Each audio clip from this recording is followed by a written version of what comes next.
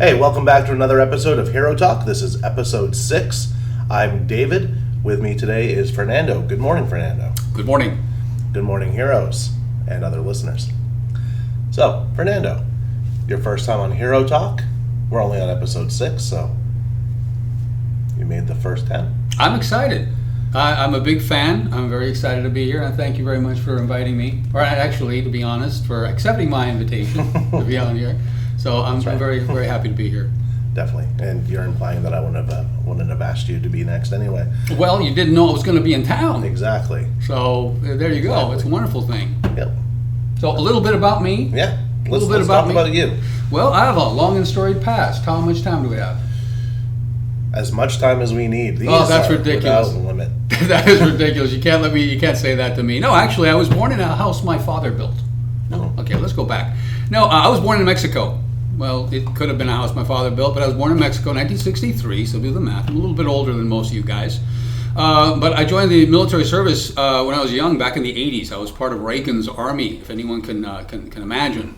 Reagan did something to try to catch the Soviet Union on its heels, catch them off kilter. It ended up basically outspending them, bankrupt the entire Soviet Union, and I was part of that group. I was part of the 11th Armored Cavalry Regiment, and we were there as the paint protectors for the Abrams tanks. We were the scouts. We were the tip of the spear. And so in doing so, I got an opportunity to learn a lot of high-speed technical, I received a lot of high-speed technical training, military training, under probably the best leadership that I've ever experienced.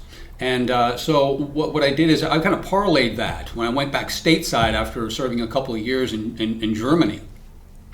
I ended up just volunteering for everything left and right, and I became an instructor eventually in the Army. Went through an instructor writer course, and that sort of just kind of led me along the way to where I am eventually here. I ended up serving time in, not prison time, but I ended up doing some TDY, some military duty down in Fort Campbell, Kentucky, where we set up a pre-qualification course for the Ranger School. And so what we did is we took these physically fit young men from 2 weeks and we completely tore them apart. We tore them down, we built them back up again. We got them to sit in ice cold water for 30 minutes at a time. It was a delightful time. And so I learned a lot about human nature. I learned a lot about leadership. I would never consider myself a badass, but I certainly trained with a lot of badasses. And hopefully a little bit of that might have rubbed off on me. And so about 16 years ago, out of the blue, someone called me up. I was in customer service at the time and said, how would you like to run my customer service office over here at this plumbing company I have in California? And long story short, I ended up at ARS Rescue Rooter, the LA Basin shop in Gardena. It was a monster shop at the time. They had about 85 vehicles, and I ended up being one of 5 service line managers. Long story short, I was the only one that was actually doing safety because I had a good understanding of what a safety program was. And so all of the corporate materials were there at my disposal, and I was the only one that was utilizing them. So we had the VP come down from Memphis, and he kind of looked at what I was doing, and he saw that my numbers were good, not only financial numbers, but also my risk numbers were good. My guys were pretty much under control, and he asked me what I was doing, and I said, I'm doing my job. I'm doing what I'm supposed to do. Right? I'm making sure these guys are took care of, right? That they're driving safe, that they're doing their pre-inspection checks, that they're doing everything they need to do in order to stay safe. I even signed them up for competent person training classes, which at the time I really didn't understand what they were. So he said, well, why don't you just go ahead and take over safety for the entire branch? So I said, I'm up for that. I'll go ahead and do it. And so I ended up providing my own spin, my own personal spin on it. I dusted. I got an old BDU uniform out of my closet. I dusted it off, and Sgt Safety at that point was born. All my presentations had the similar take to safety, which is do the right thing, right? Do the right thing, especially when it's a hard thing to do, which is the definition of discipline, right? So that's kind of how I got into it. I came on board with ARS Rescue Rooter back in with Rooter Hero back in 2016, right? And so I was with Rooter Hero, and then after a couple of years, and I went to the Midwest, did my thing out there, and just recently I came back full time. But I was never really gone. You see, I was never really gone. I was always in the background providing support as a part-time employee, and so I never really lost touch with the organization at all. Short of my military career and my military experience, this company here, I think, represents my own personal standards and my own personal vision for what a company should be like and how it should be run, more than any other company that I've ever been with. And at 56 years old, that's kind of saying a whole lot for the organization that Mr. Aquain has put together here.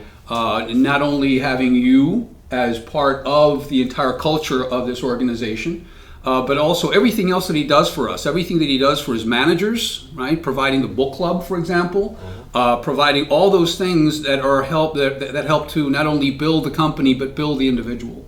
He's like a philanthropist, right? He was a capitalist philanthropist. He is in it to make money. Make no mistake, guys. He's in it to make money, but he does it the right way.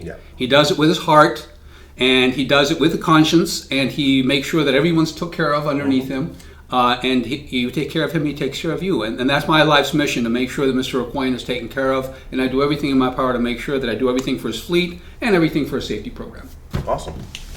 What's your favorite band, Fernando? Oh, good Lord. I'd have to say Radiohead.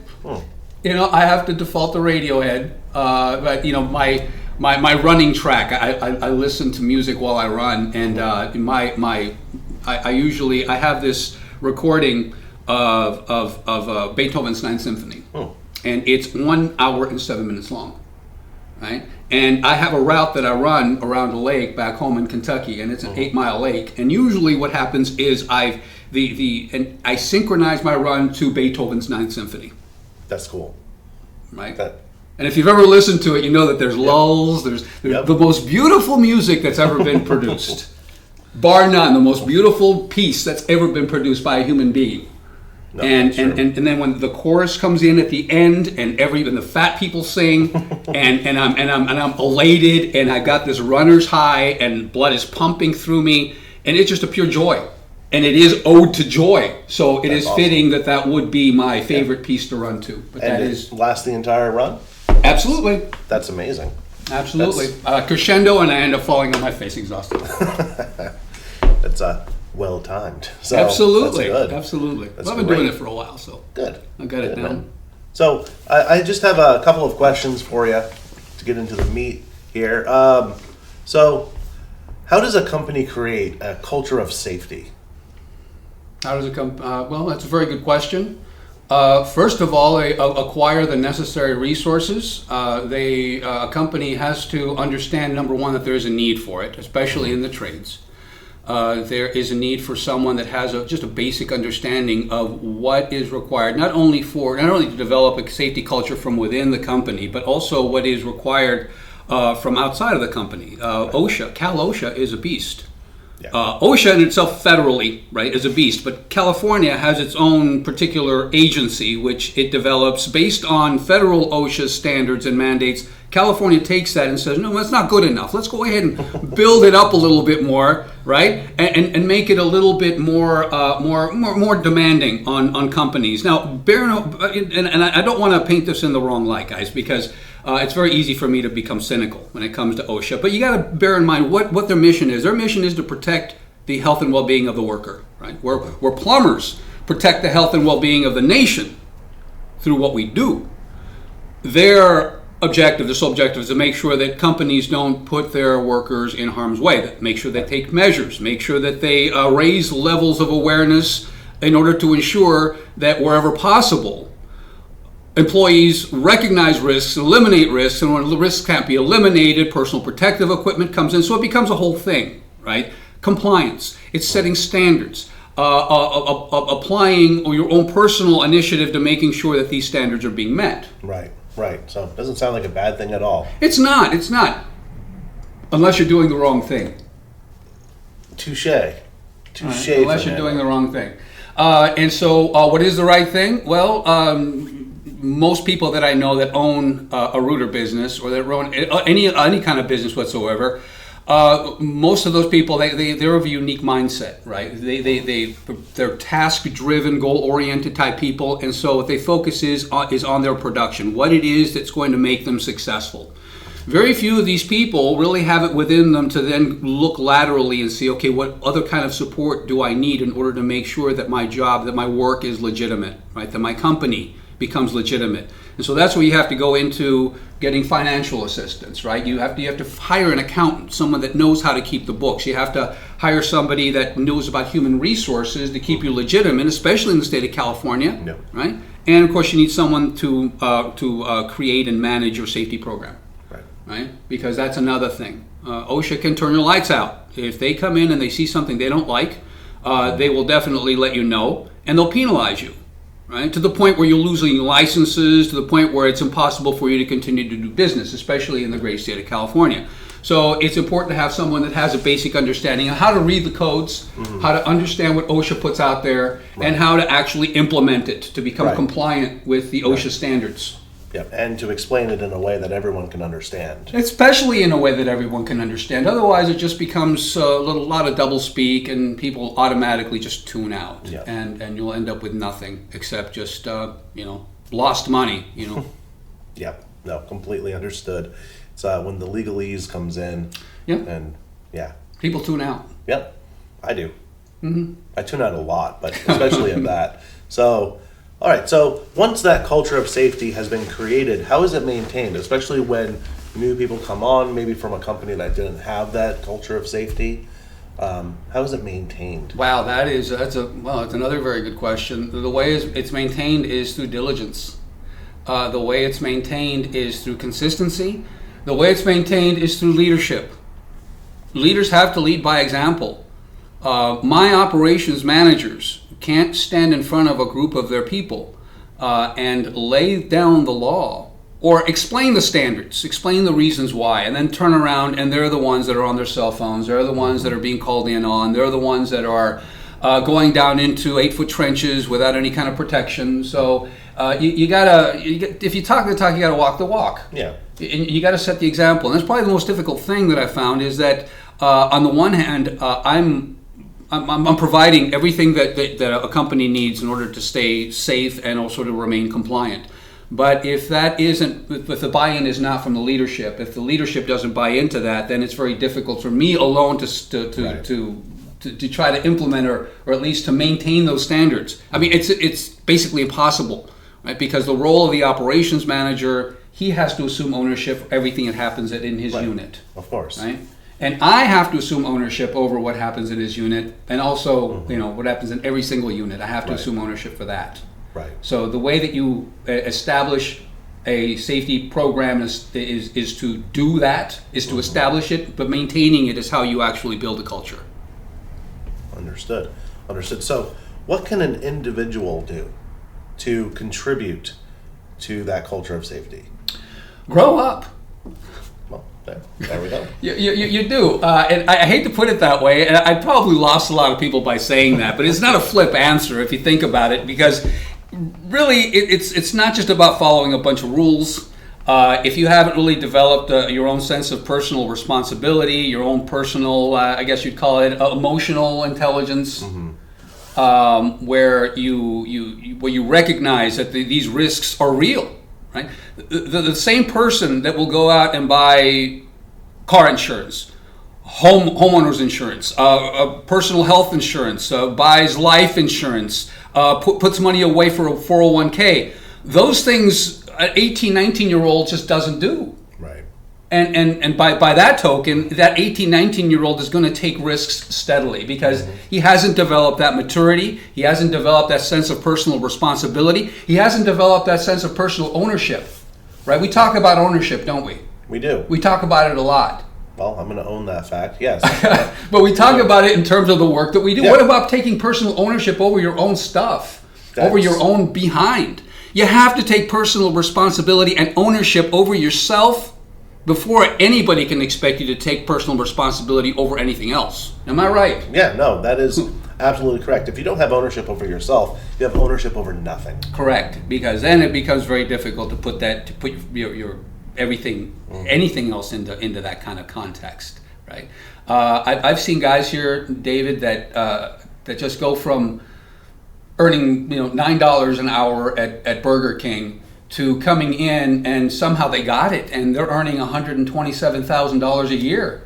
And that's a very specific number because I remember that back in 2009 there was this kid that was earning that much. He was pulling it down, going out there and fixing sewers, and he was maybe 20 years old, and he went from basically earning next to nothing to just this windfall of money for him. And of course he did all the wrong things. He went to Vegas on a regular basis. He spent it as quickly as he got it, right? Demonstrating absolutely no sense of personal responsibility whatsoever, financial responsibility for all of this windfall that he was receiving for the work that he was doing. And he busted his ass. But as hard as he worked, he played even harder. And he fizzled out, he burned out, and I don't know what happened to him, but last I heard is that he hit the skids, right?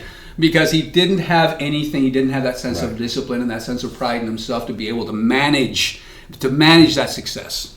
And that was his downfall. No, making six figures at 20 years old.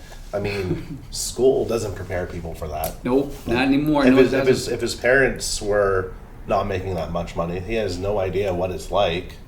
So, yeah, it's a hard thing. Yeah, I wouldn't wish it on anybody. I really wouldn't. But no, it's like lottery winners. Whenever they win the lottery, they're broke the next year. That's true. So, that's true. I've heard stories of that as well. So again, a safety culture is built on the backs of people that have a sense of ownership and responsibility.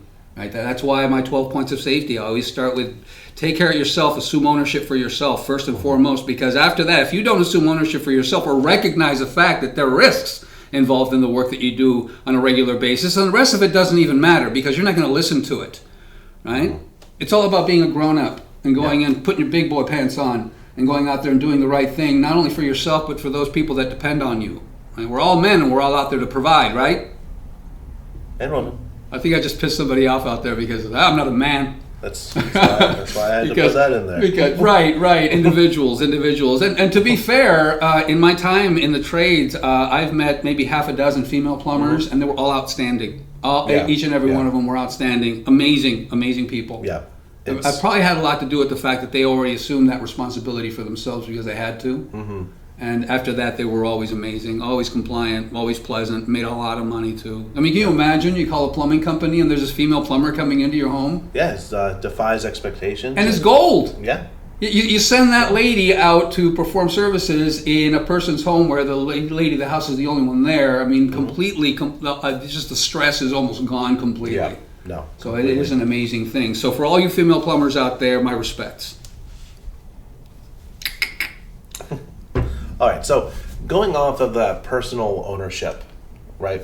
All right, so mental and physical fitness comes into it a lot because that's the epitome of taking ownership of yourself. Yeah, it is. So you're a fit dude. I'd like to think so, yes. You look it anyway. Okay, I'd like to think so, yes. You look good in a t-shirt. Thank you very much, David. I appreciate that. I'm like a Lovecraftian potato over here, so that's all right. Mr. Rakoyan squared me away. All right, so what does the daily routine and diet of a director of safety look like? Oh, it looks like this.